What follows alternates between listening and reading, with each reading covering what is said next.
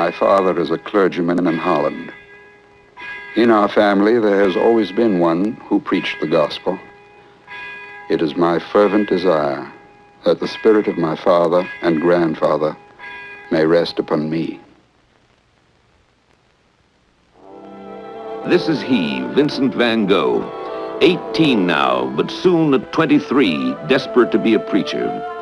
He does not know it, he cannot know it, but upon reaching that decision, he will have left only 15 years of life wherein to shape a totally different career. His story best begins when as a boy he wandered the moors of his father's parish in Zundert, a little village in the south of Holland. Zundert, I can see again the radiant blue sky with the white clouds in it. Every path, the views of the fields outside, the church, the graveyard. Yes, especially the graveyard. For when as a child he passed these monuments on his way to church, he looked down upon this grave bearing his own name.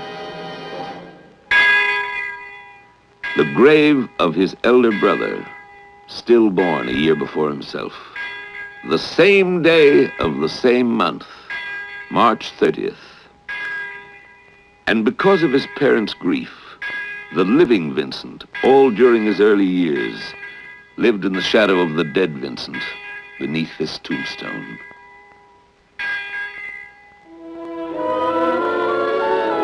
It was here in England, as a young man in pursuit of the love of God, that Vincent, at Ilsworth up the Thames, took his place in this church.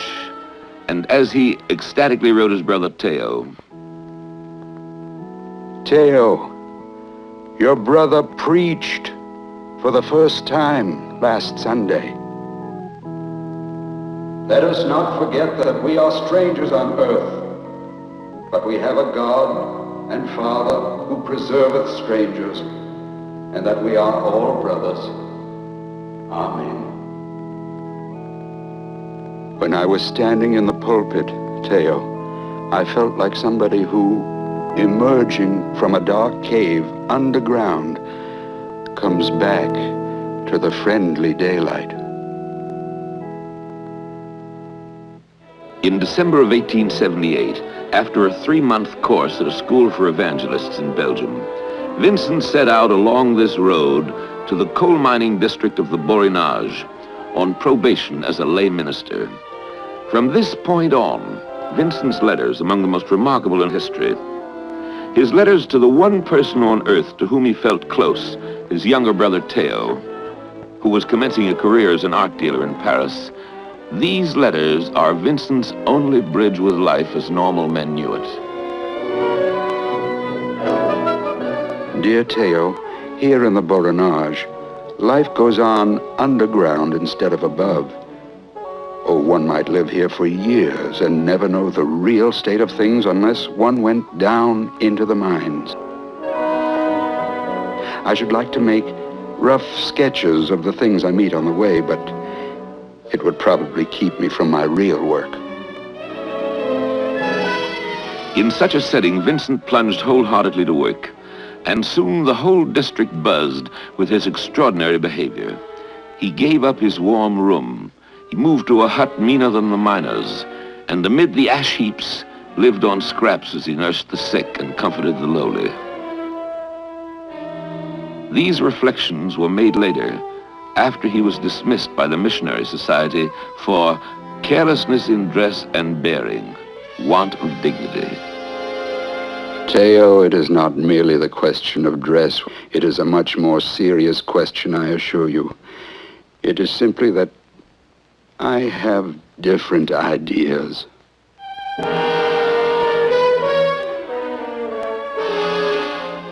It is here to the village of Queen that Vincent finally came after his dismissal. I am not made of stone or iron, like a hydrant or a lamppost, to improve my life. Don't you think I'm eager to? But I'm more afraid of remedies. Your advice to become an engraver of visiting cards or a bookkeeper or a carpenter's apprentice. Perhaps it is only a terrible nightmare. With or without our permission, the wind turns and we have a thaw. I still have some hope of a change for the better. Thereafter, 9 months of silence. And then... July 1880. My dear Theo, as molting time, when they change their feathers, is for birds, so adversity or misfortune is a difficult time for us human beings. One can stay in it or one can emerge renewed.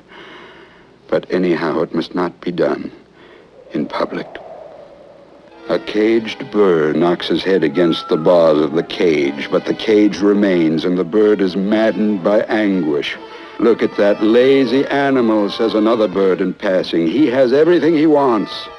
I am caged, and you tell me I do not want for anything.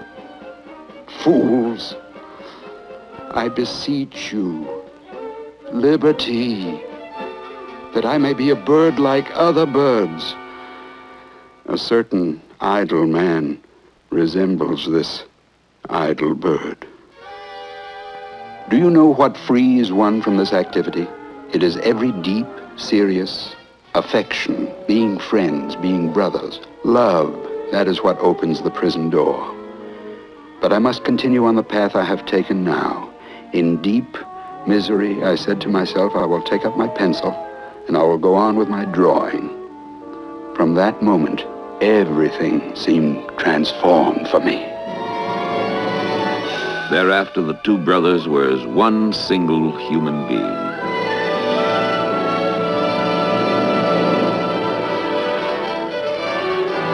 Here to Brussels comes Vincent Van Gogh, struggling to teach himself drawing like a man possessed. I am in a rage of work. My aim is to learn to make some drawings that are presentable and saleable. Now, there are laws of proportion, of light and shadow, of perspective, which one must know. I have been drawing all winter now. My chief food is dry bread and some potatoes or chestnuts, which people sell here on the street corners. The main thing for me is to draw. The cheapest way would perhaps be for me to spend the summer at Eton. I can find subjects enough there.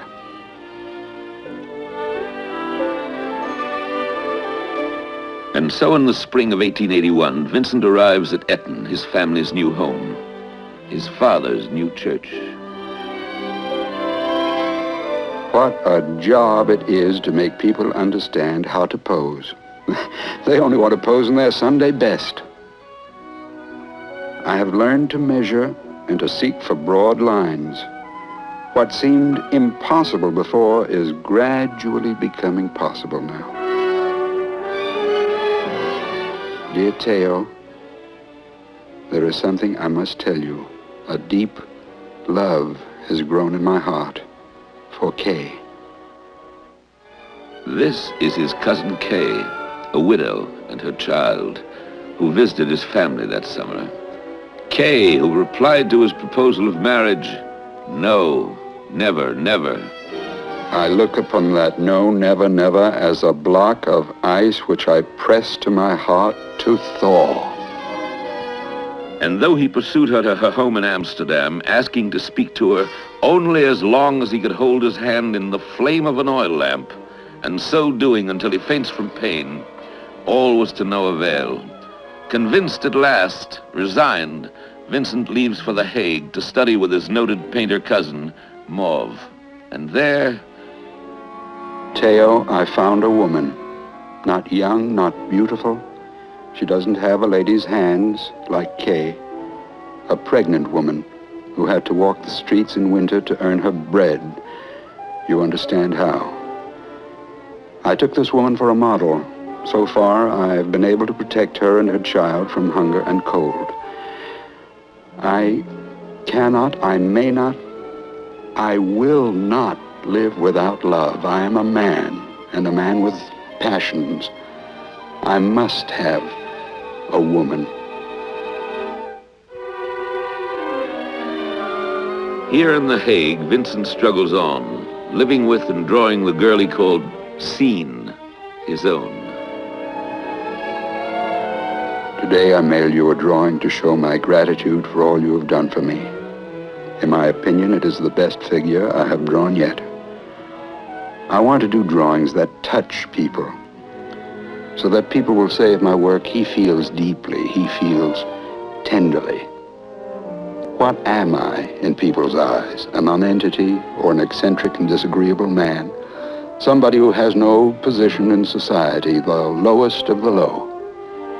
I want my work to show what is in the heart of such an eccentric, of such a nobody. This is my ambition. And it was here that color came into the life of him who was to become one of the greatest colorists of all time. Theo, just think, I have been struggling for years, and now comes a dawn of real light. Theo, I sit down with a whiteboard before the spot that strikes me. I say to myself that that whiteboard must become something. I find that nature has spoken to me.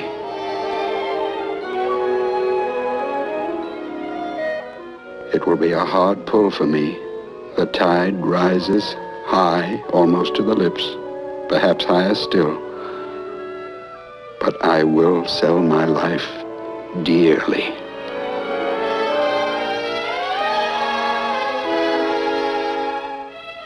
I have been in bed 3 days with headache and toothache. Well, my youth is gone. After all, there are much better things, but sometimes, like now, it is hell. I should be very pleased if you had in your wardrobe a discarded coat or a pair of trousers to fit me. Theo, you know what difficulties I had with the woman when I wrote you last. Her family tried to draw her from me. My spirits are low. I have no real friend but you. You must try to come soon, brother.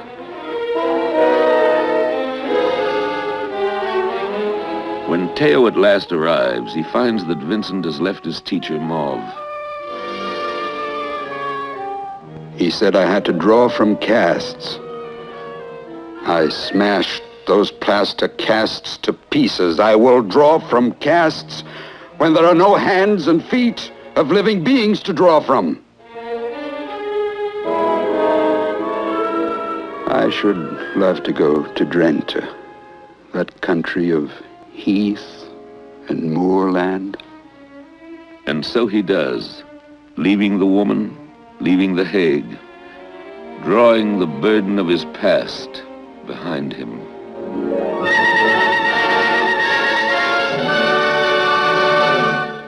Vincent Van Gogh, after months of wandering, returns to his only possible refuge, the home of his parents, now here in Noonan. Theo, I feel that father and mother feel the same dread of taking me in the house as they would about taking a big, rough dog. He'll be in everybody's way, and he barks so loud. I stopped quarreling with father long ago. He clings to a system all built on convention. I'm all the sadder because his gray hairs make it clear to me that perhaps we have not so much time left for reconciliation. Settling down in this laundry room behind the house, Vincent begins with painting the first things that meet his eye. The landscape, the house, the garden. When his mother fractures her leg, he nurses her, coming closer to his family than he has been in years. And since she's unable to attend the church in which Vincent's father preaches. He reports, The other day I painted for her the little church and the trees like this. a stranger to all about him, Vincent plods the countryside with his canvas and paints, entering the homes of the weavers. I, for my part, prefer to be with people who do not know the world. For instance, the weavers. As he works, he makes a pact with Teo. Dear Teo, in order to have some answer when those leading ordinary lives accuse me of being without any source of income, I want to consider the money I receive from you as money I have earned. I will send you my work every month. The work will be your property then. You have every right to do anything with it, even tear it to pieces. This week, I intend to start a composition of peasants around a dish of potatoes. It may succeed or not, but I'm going to begin the studies for the various figures. This is what the composition looks like.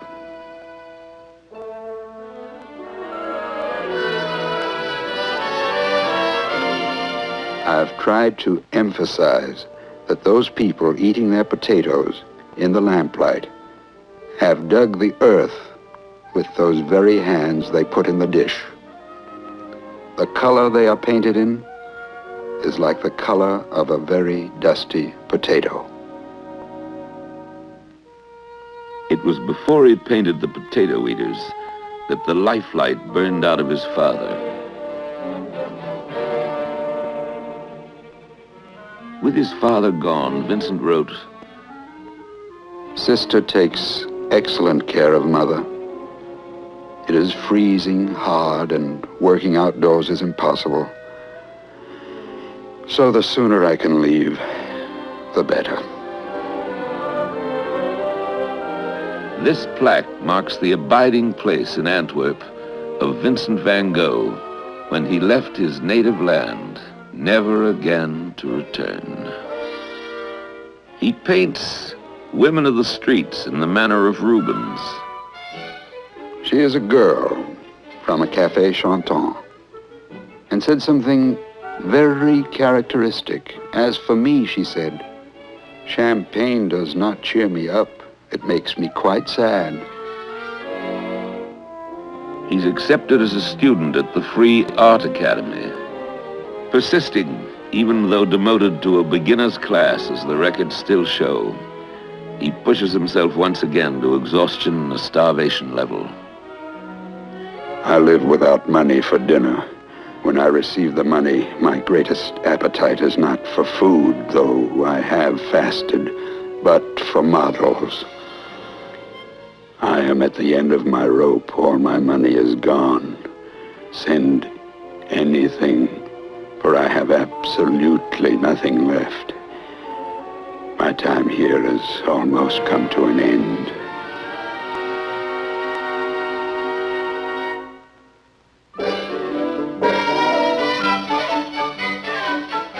This is Paris, the Paris of today. It's the same Paris to which Vincent Van Gogh came unannounced in March of 1886, 33 years old and less than 5 to go. Do not be cross with me for having come all at once like this. I have thought about it so much. Shall be in the Louvre from midday on. And so to the Louvre's Salle Carré, Teo hastens, finding Vincent moving in awe amongst the famous paintings that hang there.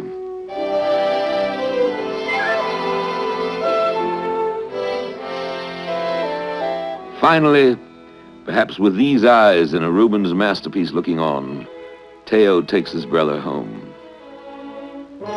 Anxious to get on, Vincent hurriedly enrolls in a school once at this location. This was the class he joined under Félix Cormon.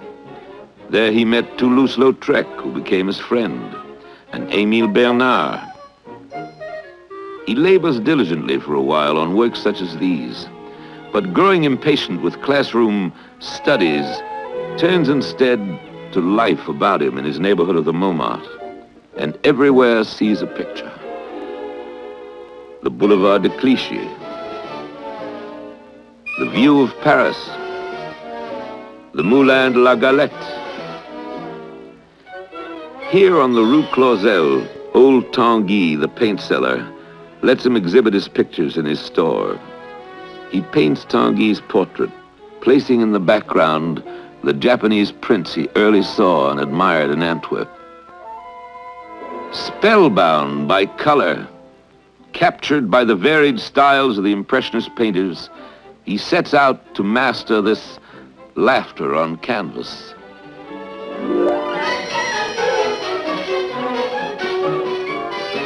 I'm seeking to harmonize brutal extremes, trying to render intense color in order to get used to a scale of colors other than gray. His worn boots carry him to the suburbs of Paris, where time and again his vision changed commonplace reality into something quite different.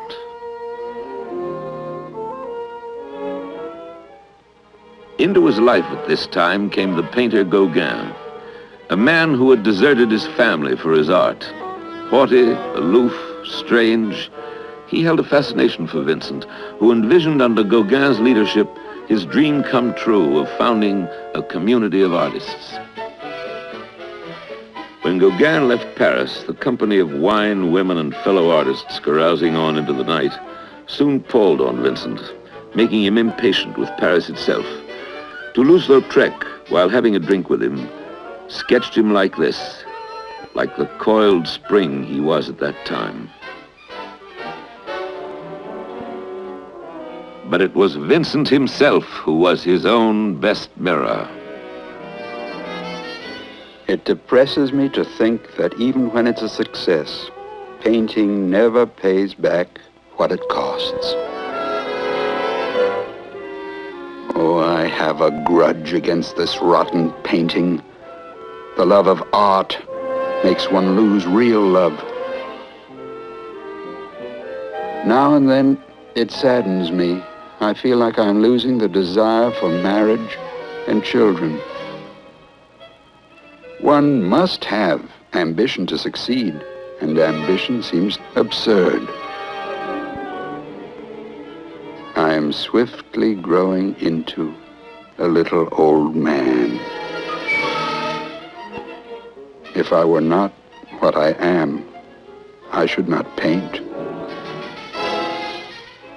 I will take myself off somewhere down south to get away from the sight of so many painters that disgust me as men.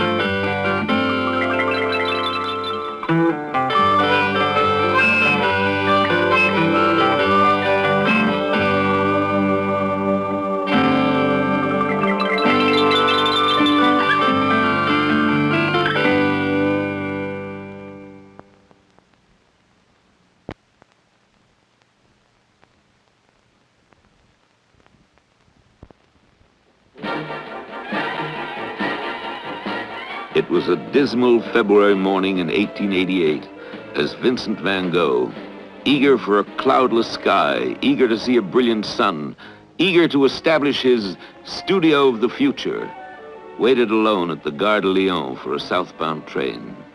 He sits by the window, and as the train moves out, faces without realizing it his hardest and greatest days. He has 2.5 years to live.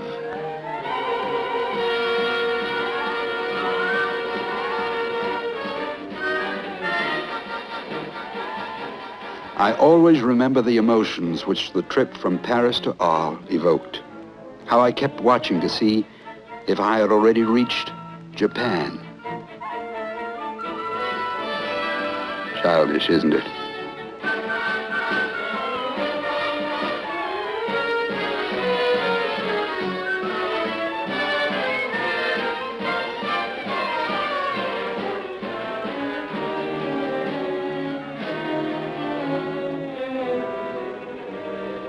And so Vincent came at last to the town of Arles.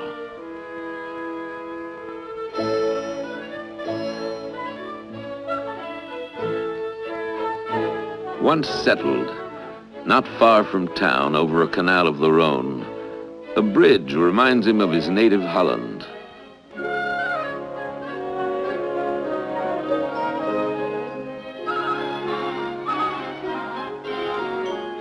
But soon these almond trees begin to flower, and he falls completely under their spell.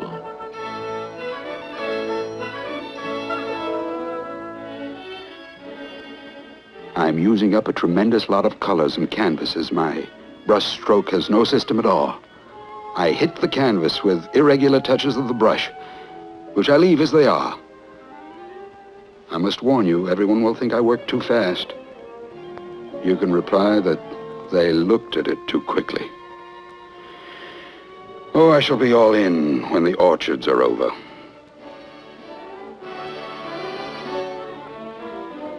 Often, while all in, he would return to his cafe and sit outside over a cup of coffee, and sometimes see a face he liked sitting close by, and get its owner to exchange the cafe chair for this one in his studio, recently found again. La Mousme, for instance. A mousme is a Japanese girl, Provençal in this case, 12 to 14 years old. It took me a whole week. That makes 2 portraits, her and the Zouave, a boy with a small face, a bull neck, and the eye of a tiger. And he painted still another Zouave, one who became a good friend of his, Second Lieutenant Millier.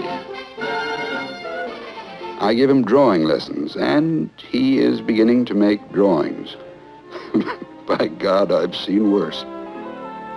Together they walked the countryside, climbed the stony crags of Montmajour. Not only climbed, but sketched them.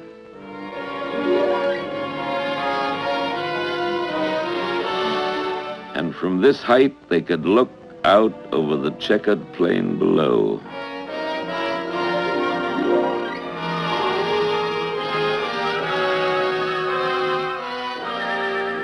The fascination these huge plains have for me is very strong. The flat landscape is as infinite as the sea.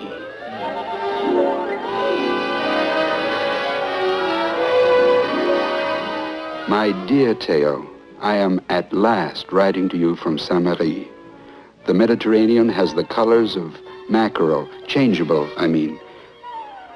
On the flat, sandy beach, little boats, so pretty in shape and color that they make one think of flowers.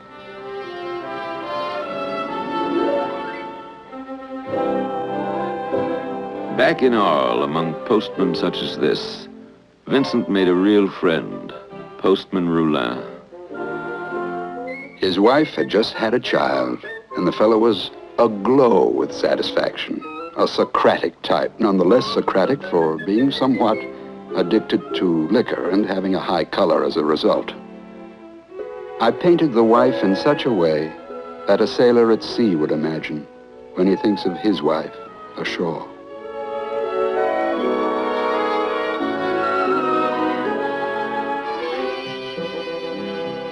He never forgot his dream of a community of artists and of the man to head it. What is Gauguin going to do? Up to now, loneliness has not worried me much because I have found the brighter sun and its effect on nature so absorbing. My whole mind is set on Gauguin. He set up his easel under a gas jet to record the magic of starry nights. Looking at the stars always makes me dream, as simply as I dream over the black dots representing towns and villages on a map.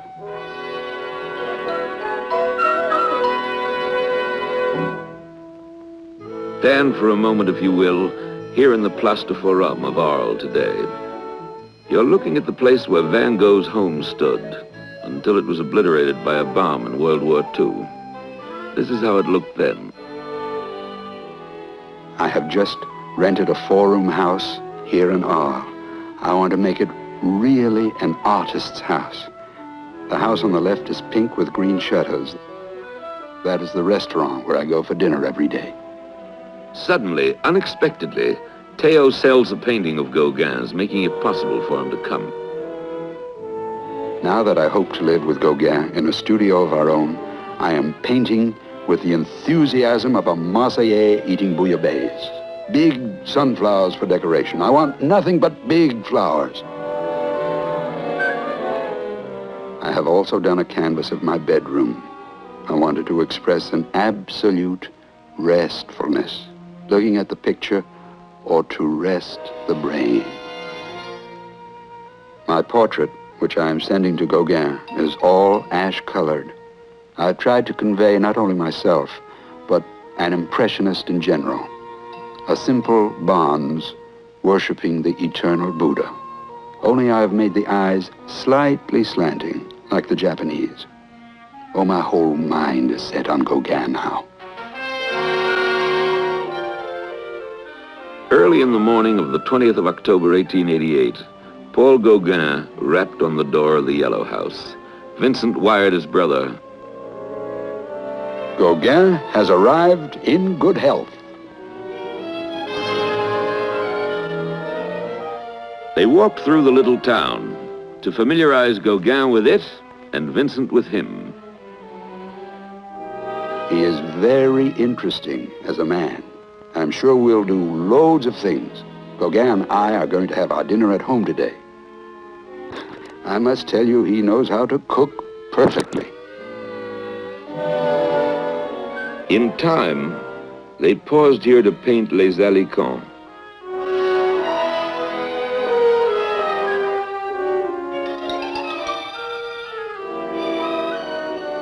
As time went on, occasionally, if their budget permitted it, they visited the brothels together. And Vincent observed his attitude slowly changing. With Gauguin, blood and sex prevail over ambition. Our arguments are very electric. Sometimes we come out of them with our heads as exhausted as a used electric battery. His thoughts returned to his mother in the garden of his home in Eton. He wrote again of the growing strain between Gauguin and himself. I think myself that Gauguin is a little out of sorts with the good town of Arles, the little yellow house, and especially with me. As Vincent awaited Gauguin's decision to stay or to leave destroying all he dreamt of, Gauguin painted him at work. Vincent's curious comment. It is certainly I, but I gone mad. He in turn painted the chairs they used. His, Gauguin's, admitting later the foreboding in his heart. His empty place. Thus, what seemed bound to happen happened Christmas Eve on a dark street like this. According to Gauguin's memoirs written 15 years later. While on a stroll after dinner, he heard a step behind and turned to discover Vincent about to leap upon him with an open razor. Withering him with a word and a look, he sent Vincent on home, and himself thought it best to stay that night in a hotel. Vincent, it is said, alone, assailed by hallucinations, cut off the lobe of his ear. And then, as the local newspaper reported it next day, last Sunday night at 11:30, a painter named Vincent Van Gogh, a native of Holland, appeared at number 1, asked for a girl named Rachel, and handed her his ear with these words, "Keep this object carefully." The police, informed of these happenings, attributed them to an unfortunate maniac. Next morning, in the bedroom he painted to symbolize peacefulness, Gauguin and the police found Vincent almost dead from loss of blood. Gauguin left word that he had departed for Paris, and while they took Vincent to the hospital, telegraphed Theo to come at once to the Yellow House.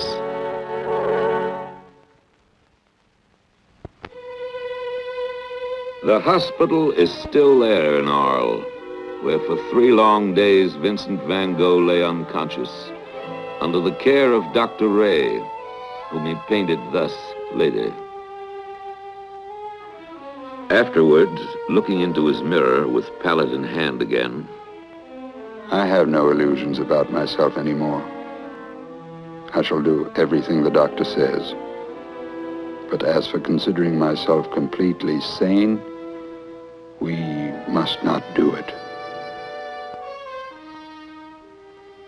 he was taken back to the hospital again, and ultimately, upon a petition of his neighbors, confined to this cell.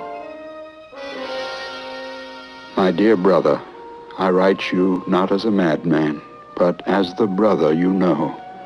Here I am, shut up in a cell, under lock and key, and with keepers.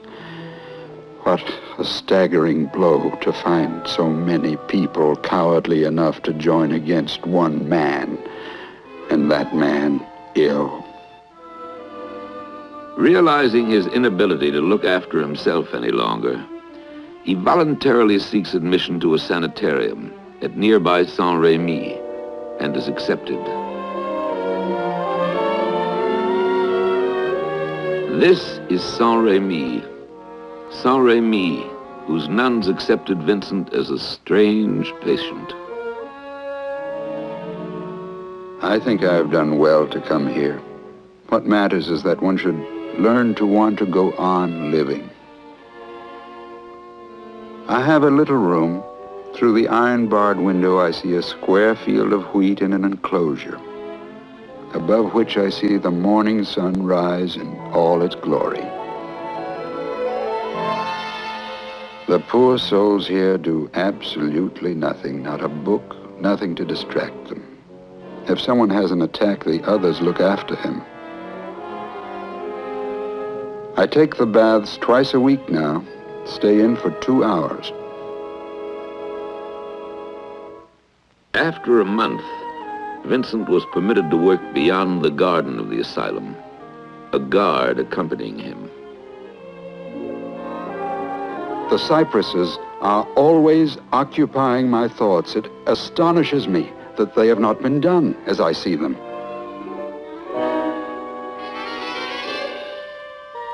But peace was not long with him.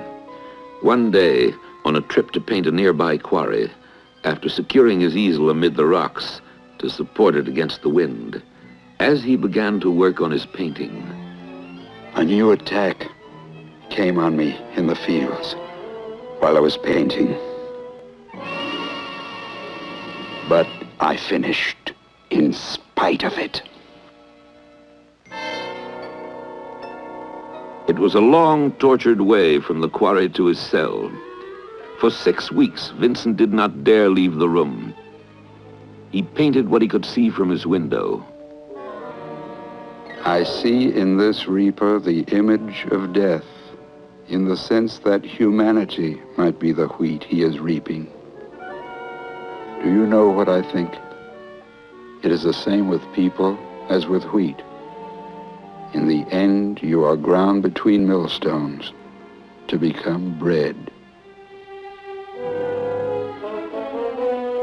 Then again, suddenly, unexpectedly, We can do nothing. Now I almost give up all hope, abandon it altogether. But the days of blackout give way before the spring to a kind of tranquility.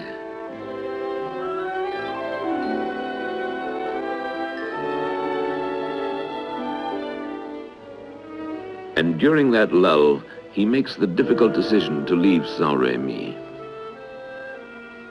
My surroundings are beginning to weigh on me.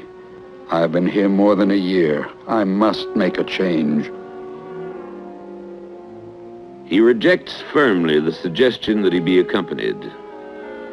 I've tried to be patient. I've done no one any harm. Is it fair to be accompanied like a dangerous beast? In his office, the director of the hospital closes his records on Vincent Van Gogh. May 16th, 1890. The patient has had several attacks during his stay. He was subjected to frightful terrors and tried several times to poison himself. In between, the patient was quiet and devoted to his painting. Today, he is asking for his release. Observations: cured.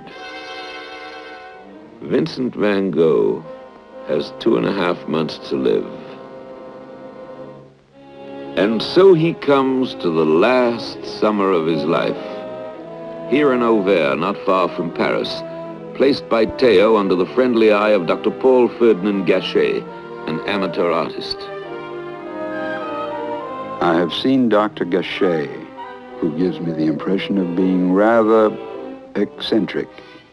He certainly seems to be suffering at least as seriously as I. He piloted me to an inn where they ask 6 francs a day. All by myself, I found one where I shall pay 3.50 a day. Auvers is beautiful. Dr. Gachet says I must work boldly on and not think of what went wrong with me.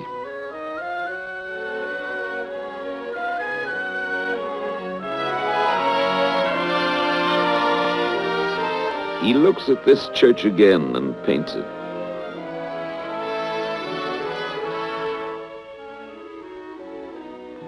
He poses the 16-year-old daughter of his innkeeper, Ravou, who, discovered still living today in Dieppe, once again took the pose she took for him 70 years ago.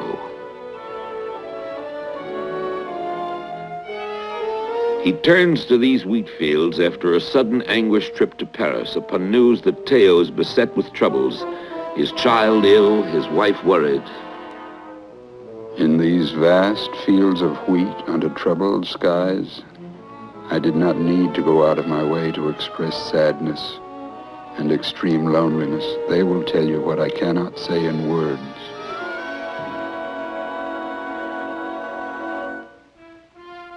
And then one day, on the 27th of July, 1890, Vincent Van Gogh sat down in this room and wrote his last letter. Somewhere he found or borrowed a gun. Rising, he left Ravou's cafe. Walking through the Sunday empty streets of Auvers, walking toward the fields he loved, walking, his unmailed last letter in his pocket. My dear brother, there are many things I should like to write you about, but I feel it is useless. I tell you again that I shall always consider you to be something more than a simple dealer in paroles, that through my mediation you have your part in the actual production of some canvases which will retain their calm, even in catastrophe.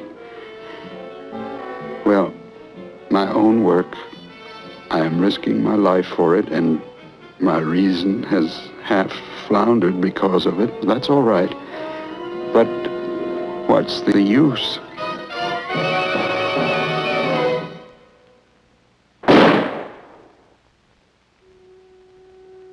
The bullet entered his body somewhere below the heart.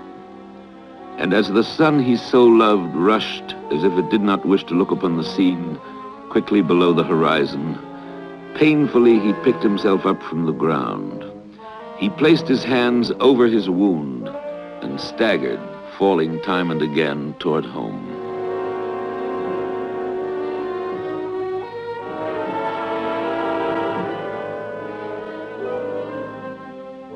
Reaching the inn, he entered the dining room and crossed it, speaking to no one.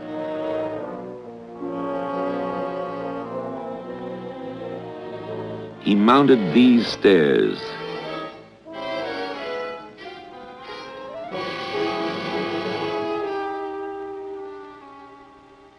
Entered this room and threw himself on his bed.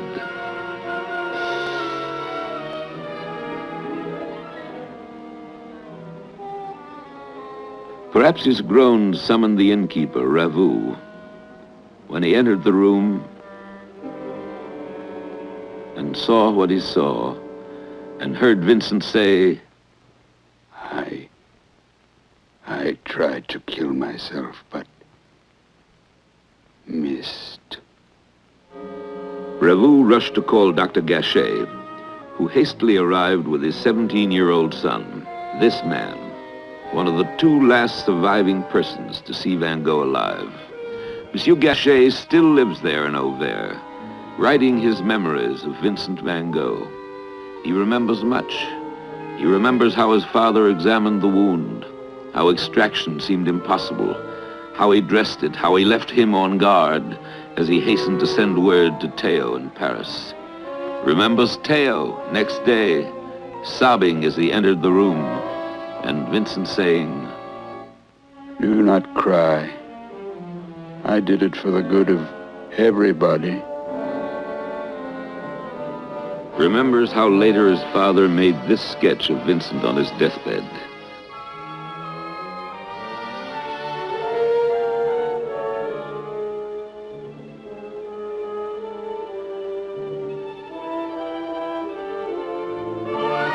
All day long, Theo sat with his brother, who to him seemed determined not to recover.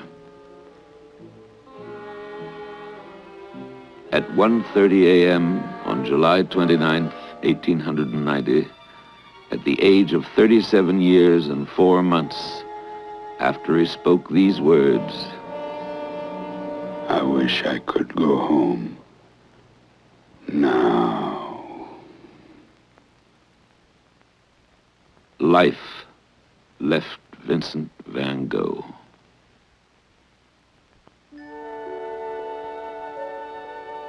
Is the whole of life visible to us?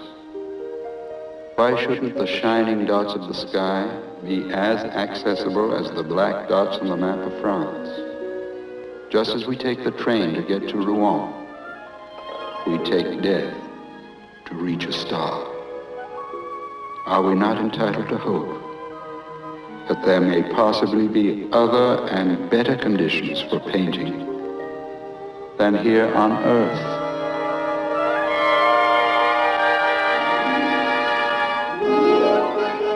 It was described as an afternoon like this, the 3 o'clock of the next day, when his coffin, which throughout the morning had been covered by yellow flowers, his favorite color, and surrounded by his paintings, entered this cemetery.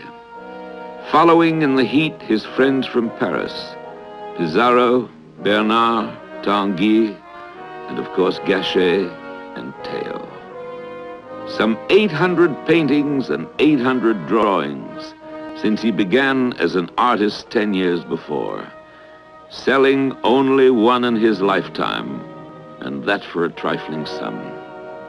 His friends delivered him to the waiting ground to find the peace he was unable to find here on Earth. Less than 6 months after, Theo, unable to survive the shock, sick and sense-shattered, followed him to the grave and was moved some years later, here, that the brothers might be united in death as they were in life. Thus ends the story of Vincent Van Gogh, painter, who gave the world that scorned him a priceless heritage of beauty, because he lived what he believed. Man is not on this earth merely to be happy. He is there to realize great things for humanity.